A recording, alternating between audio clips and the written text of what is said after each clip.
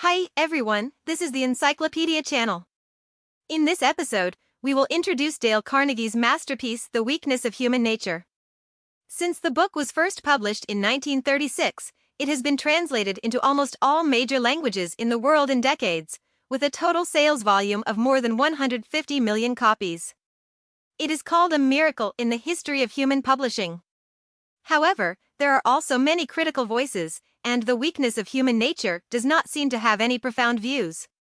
Here comes the question, why is a book published more than 80 years ago still so popular? What does this book mean to us today? After watching this video, you will know the answer. The Weakness of Human Nature is the title of the book in Chinese, and the original English title is literally translated as How to Win Friendship and Influence Others. Today, there are various books on self-management and interpersonal communication. Some are theoretical, some are practical, some are introduced from the perspective of psychology, and some are discussed from the perspective of sociology. But whatever the emphasis, the contemporary topic of self-management and interpersonal communication was formalized by Dale Carnegie. You know, the articles he wrote 100 years ago set up the 4 beams and 8 pillars of self-management and interpersonal communication topics. Later, people's discussions on growth and communication could not be separated from the foundation laid by Carnegie. We hear so much about the theoretical approaches to growth and communication. Which ones will stand the test of time best? The Weakness of Human Nature is exactly the origin we want to return to. There is a saying that reading a good book is talking to an interesting soul. Human weakness is also a door to open Carnegie's thought world. The common positioning of Carnegie's identity is famous American speaker and writer. But a description may be more in place. Carnegie is a person who understands human nature deeply. Human nature is the subject of his life. His research does not stay on paper, but closely combines the psychology and sociology knowledge in the college with the practical practice of dealing with people, expressing and communicating. Today, adult education and lifelong learning are very popular. In fact, as early as the 1920s, Carnegie established adult education institutions. Until today, Carnegie Institute can still be seen all over the world. Therefore, Carnegie is also the father of modern adult education in the United States. Therefore, we might as well learn more about Carnegie's thoughts and stories through his writings today. First part. First, let's open this human weakness, how to win friendships and influence others. This book is divided into 6 chapters and contains more than 30 articles by Carnegie. It sounds a bit loose, but after reading, you will find that this book has a clear thread. We will see a person's whole process from mastering the most basic interpersonal skills, to how to gain the favor of others, to how to influence others, lead others, and change others. The 2 paragraphs before and after this process correspond to how to win friendship and how to influence others in the title of the book. Let's look at how to win friendships first. Winning friendship, it actually implies a meaning. You need to actively strive for it. Just like the saying, what is the most important thing to come out to play? The answer is come out, you have to take the initiative. Because of this cue, many people will fully mobilize their positive side in order to win friendship. But more than 100 years ago, Carnegie had discovered that this approach was not good. Please think about a question. Which word is used most frequently in daily communication? According to a survey conducted by the New York Telephone Company, the most frequently used word in daily telephone communication is I. In the 500 phone calls they investigated, the word was used 3,900 times, and everyone kept saying I. This is actually human nature. Although we always emphasize that we must consider issues from the perspective of others, the initiative of communication will still make us unconsciously speak and act from our own perspective. For example, in order to attract friends, I took the initiative to introduce an interesting self-introduction to enliven the atmosphere. I took the initiative to help him solve difficulties to show my value, and I took the initiative to book a restaurant to express my friendliness. We hope to impress others with this, but the result is likely to be what Carnegie said, to become a mediocrity who lives his life to please others in order to attract attention. According to Carnegie, the core principle of making friends is genuinely care about others. Because the deepest desire in human nature is to be valued by others. But it is precisely because we all want to be valued by others, but neglect to value others, this is one of the weaknesses of human nature. So how do you really care about others? This human weakness not only puts forward ideas, but also gives many useful skills, such as keeping a smile, remembering each other's name, building interest in others, and so on. You may be accustomed to this, but don't forget that it was proposed systematically by people more than 100 years ago. Moreover, Carnegie not only gives methods, he always uses words full of strength and warmth, supplemented by real cases. Take the point of building interest in others. Everyone will feel good about people who appreciate them. Carnegie talked about a little habit of his own. He himself is not interested in horoscopes, but when chatting with others, he always asks them if they believe in horoscopes. Of course, his purpose is not to inquire about other people's hobbies, but to shift the topic to the other party's birthday. After the other party told him the date, Carnegie silently wrote it down, and then sent them blessings on their birthday. Just imagine, on your birthday, when you receive a kind blessing from someone you only met once, you will most likely give this person extra points in your heart. Therefore, Carnegie also made many friends. You see, it is such a simple but intentional act that can make us more popular.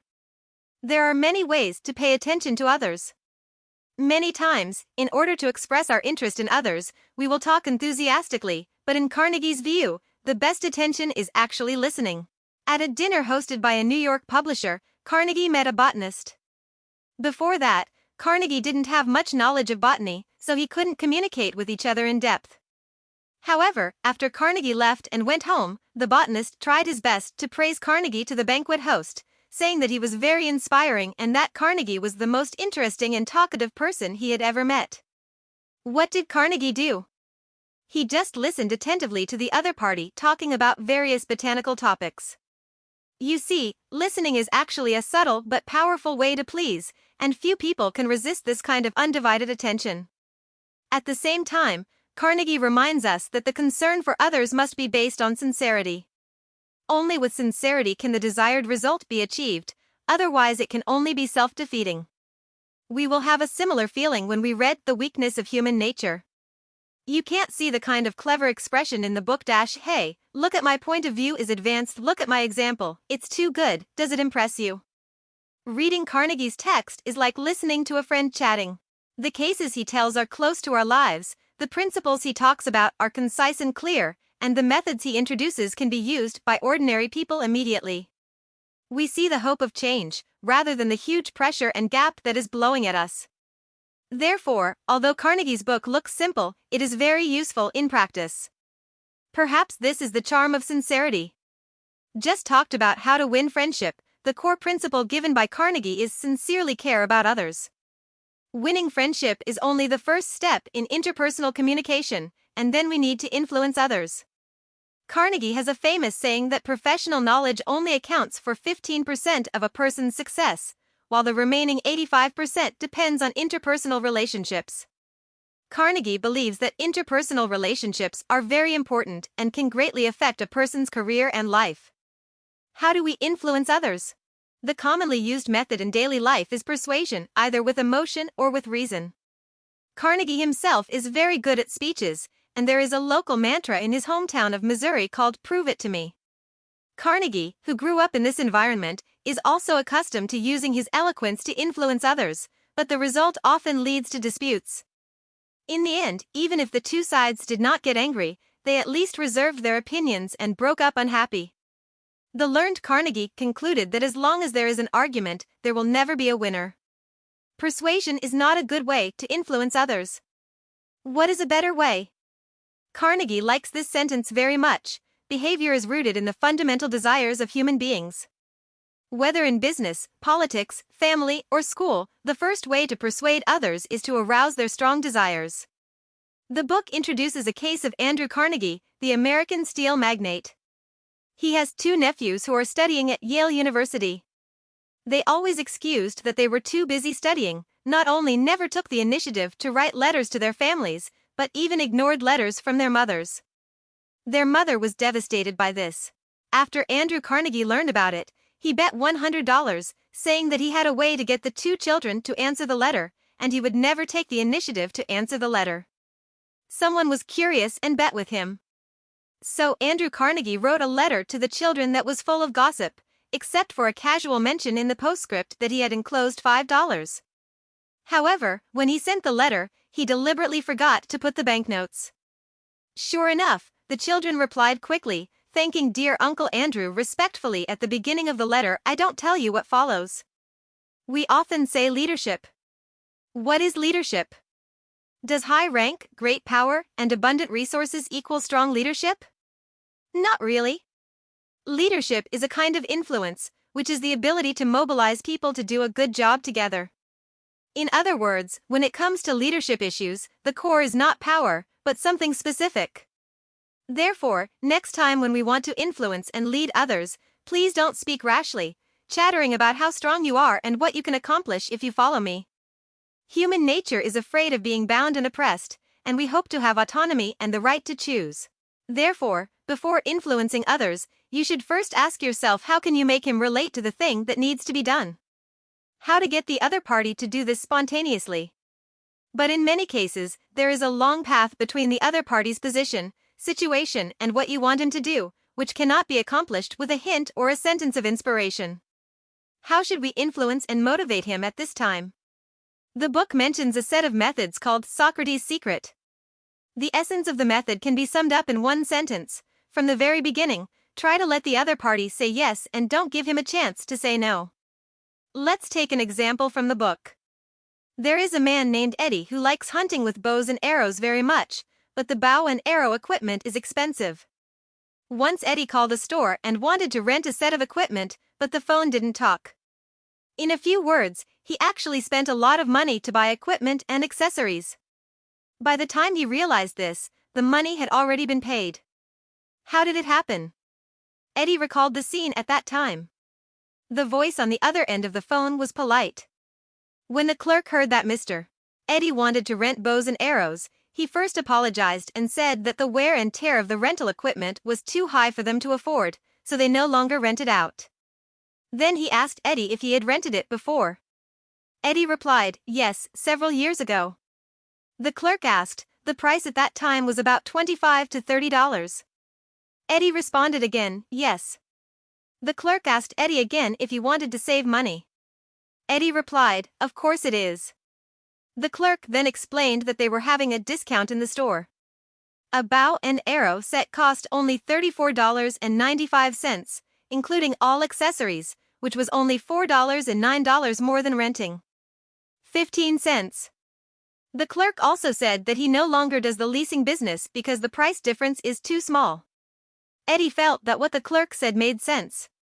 Eventually, Eddie's series of yes led him to buy a bow and arrow set. He even bought something else when he went to the store to pick it up and has been a loyal customer of that store ever since. To recap, Carnegie spoke of two human weaknesses, the fear of being ignored and the resentment of being restrained. Since the deepest desire in human nature is to be valued by others, in order to gain friends, we should pay attention to others with sincerity. Because another desire in human nature is to be unfettered and to take the initiative, so if we want to influence others, we should arouse the other's desire to make him happy to do something.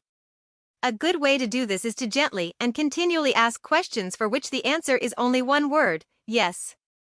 The second part. The Weakness of Human Nature is a book that can be read with rich layers.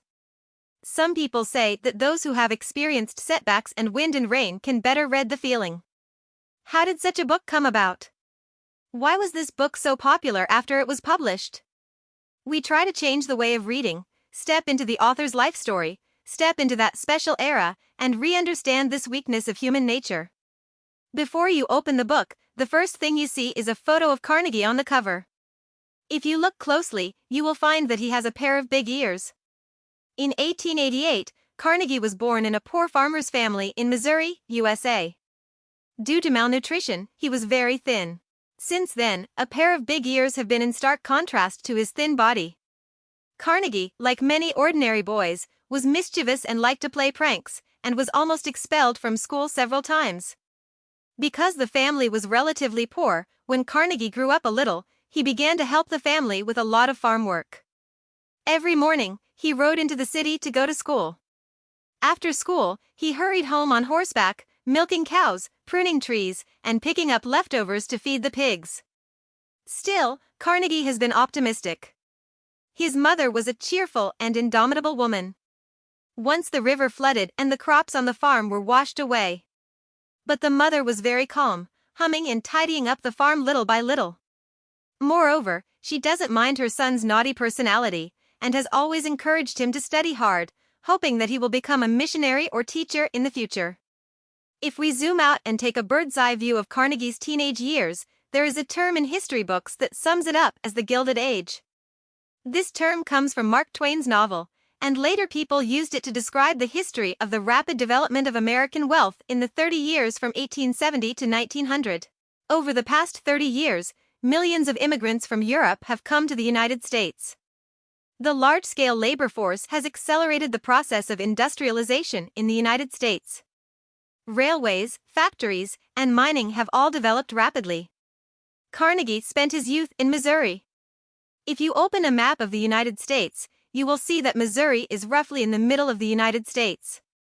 During this period, due to the popularity and expansion of railways and steamships, Missouri became the crossroads of the United States, with convenient transportation and prosperous industry and commerce. In 1904, St. Louis, Missouri hosted the World's Fair.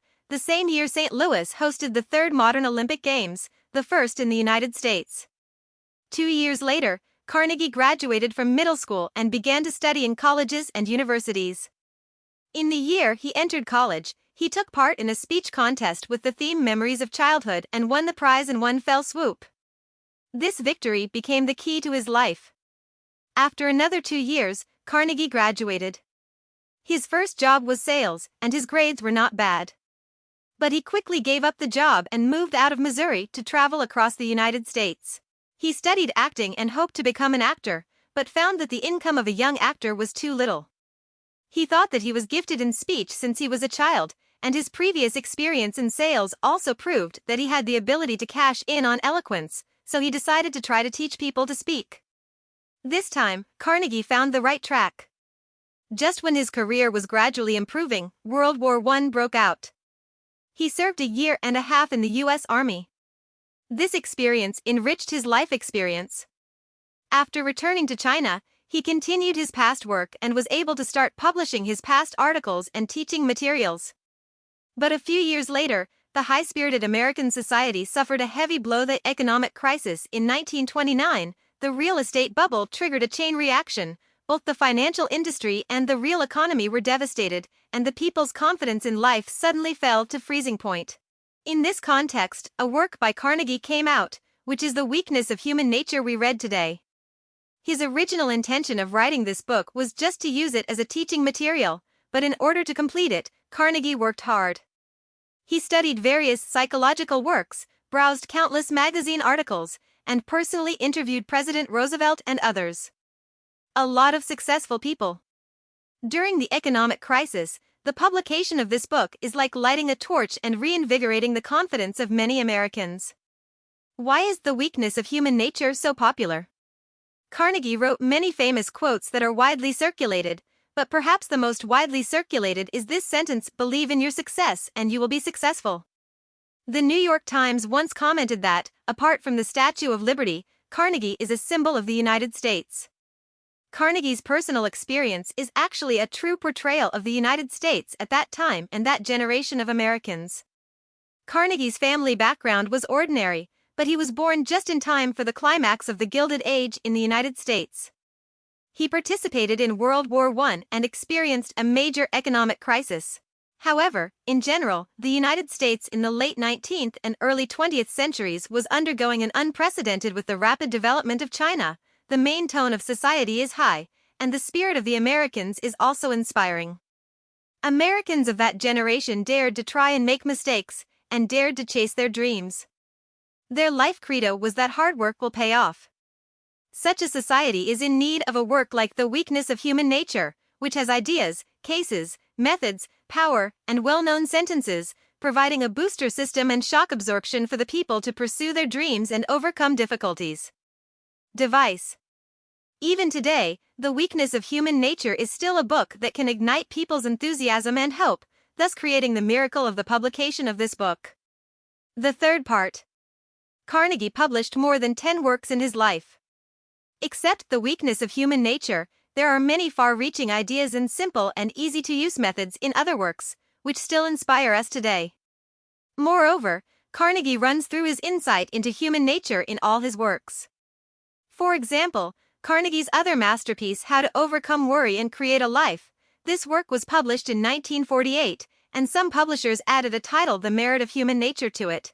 It is one thing to have a good appearance, and more importantly, this book, like The Weakness of Human Nature, as always, shows the author's various thinking from the perspective of human nature. The Chinese version of The Merits of Human Nature is divided into 10 chapters, and contains more than 60 articles by Carnegie. Although there are many articles, they are closely focused on a core topic: how to overcome anxiety. Carnegie didn't give advice on how to overcome anxiety, but first clarified a key point: why do people in modern society often fall into anxiety? His answer: half the troubles in the world stem from people trying to make decisions without fully understanding the problem. This is one of the characteristics of human nature. Human instinct is to complete one thing with faster decision-making speed and lower physical exertion as much as possible. It is best to do it subconsciously and habitually. In primitive society, this is conducive to saving energy and self-protection, but in modern society, it will cause us to start something in a hurry before we think it through. Or, after things come, driven by our instincts, we cannot think about the problem calmly. The less clear thinking we lack, the more we panic. Anxiety arises from this. Then, in order to overcome worry, the core measure is to overcome the shortcomings of human nature and analyze worry. Carnegie suggested that when we encounter troubles at work, we might as well try to ask ourselves the following 4 questions, and remember to write them all down. What is my worry? How did this problem come about? Is there any way to solve this problem? Which solution do I prefer, and what are the pros and cons of each? But always passively waiting for worry to come, and then trying to analyze it and overcome it, is not the answer. We need to get rid of the bad habit of worry in advance. Carnegie gave several useful solutions. First, use busyness to drive away worries. Having something to do is one of the best ways to treat crazy thoughts. Second, let go of the little things that don't matter. The third is very interesting, using probability to eliminate worries. Before you worry about something, ask yourself, how likely is this thing to happen? If the probability is not high, try to let it go decisively. If you can't avoid it, tell yourself it's a foregone conclusion and figure out how to get over it. The fourth article is also very instructive. Accept and allow yourself to worry. The premise is to set a stop-loss line for the worry. I allow myself to worry for half an hour, but after that half hour, I have to pick myself up and face it. One last thing, leave the past in the past. When the dust settles on the matter, then make a cut with it. The past cannot be changed, so stop doing useless work. In addition, Carnegie also mentioned that developing good living habits can also overcome anxiety. For example, when the sun rises, we keep our makeup and appearance tidy. When we come to the workstation, we tidy up the table first. When working, we only leave documents related to the problem at hand. And, we deal with events in order of importance. If it can be resolved on the spot, it will be resolved on the spot. Things don't pile up, and there's a lot less worry. This is the end of the book, The Merits of Human Nature. Carnegie is not only a writer who understands human nature, he is also an excellent speech coach. Even when teaching speech, Carnegie doesn't just talk about vocal skills, word selection, body language, and so on. Thinking from the perspective of human nature is always where Carnegie excels. This also profoundly affected the later speech training. Let's take the book Please Tell the Key Points, The Art of Carnegie's Charming Speech as an example. When it comes to speeches, many people think that my thoughts and opinions are the most important. With good opinions, even without a loud voice or clear articulation, it will still attract the audience. But Carnegie believes, how to say is more important than what to say. In our lives, we often see some speakers who clearly speak well and express fluently, but they just don't impress people. The problem is that the how to say is not done well enough. Carnegie mentioned that the essence of speech is a kind of communication, and it is a one-to-many communication with a certain distance. If you want the audience to understand or even agree with your expression, you must first respect the feelings of the audience present. And how to say it determines whether your expression makes the audience feel respected. Starting from this point, the logic of many speech skills becomes clear. For example, we have to adjust our tone according to the characteristics of the audience. Carnegie believed that a good speech should adopt a conversational tone.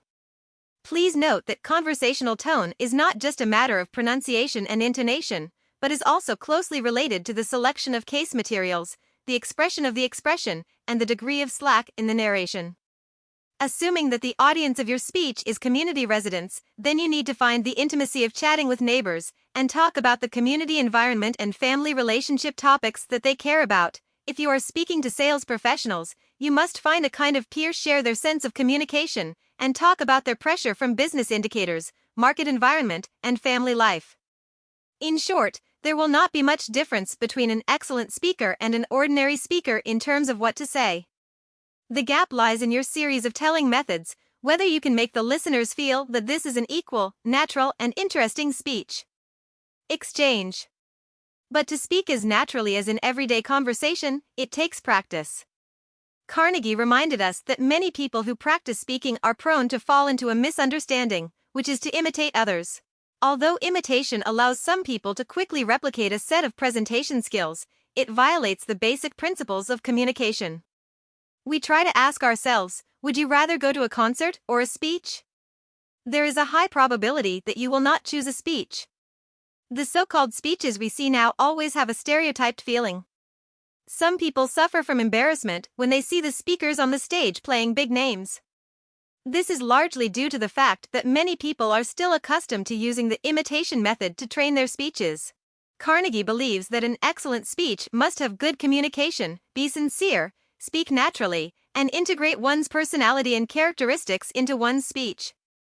In this regard, he mentioned a set of training methods. We try to imagine that we are talking to the audience, and imagine that they will stand up and communicate with you in the next moment. How would you communicate with them? Practice this feeling repeatedly, and the quality of your speech will gradually improve. For example, if someone asks you a question, repeat it clearly and then answer it like you would your best friend. How do I know this? Well, I'll tell you. This kind of communication is more natural, making the way you speak warmer and more personalized, instead of speaking out of the scene. Of course, if you also want to learn more presentation skills, you can open the book and read Carnegie's works. The content described above allows us to focus on Carnegie's masterpiece Human Weaknesses, How to Win Friendship and Influence Others. This is a book with a clear imprint of the times. It was published in the historical period when the United States emerged from the quagmire of the economic crisis and became a world power. It met the general needs of ordinary Americans of that generation to break through the status quo and realize their dreams. At the same time, it is a classic that has stood the test of time and has not faded. Carnegie combined psychology and sociology theories, and from the perspective of human nature, constructed the 4 beams and 8 pillars of the big topic of personal growth and interpersonal communication, which has influenced so far. The views put forward in the book may not shock you much. However, the close-to-life, detailed cases and easy-to-use content make this book always maintain a warm and friendly color, which has influenced countless people for decades. At the beginning of this book, Carnegie said this to everyone who wants to keep improving, reading this book, or any book related to personal growth. What we have to do is not to acquire knowledge, but to cultivate new knowledge. The habit of finding a new attitude towards life both need time, persistence, and continuous practice in daily life. Therefore, the weakness of human nature is just a beginning, and the highlight of the following practice still needs you to complete. This is the end of this episode of the show. What do you think about it differently? Welcome to leave a message to discuss with everyone. Hey, if you like our channel, please subscribe us. Haha, remember to like it.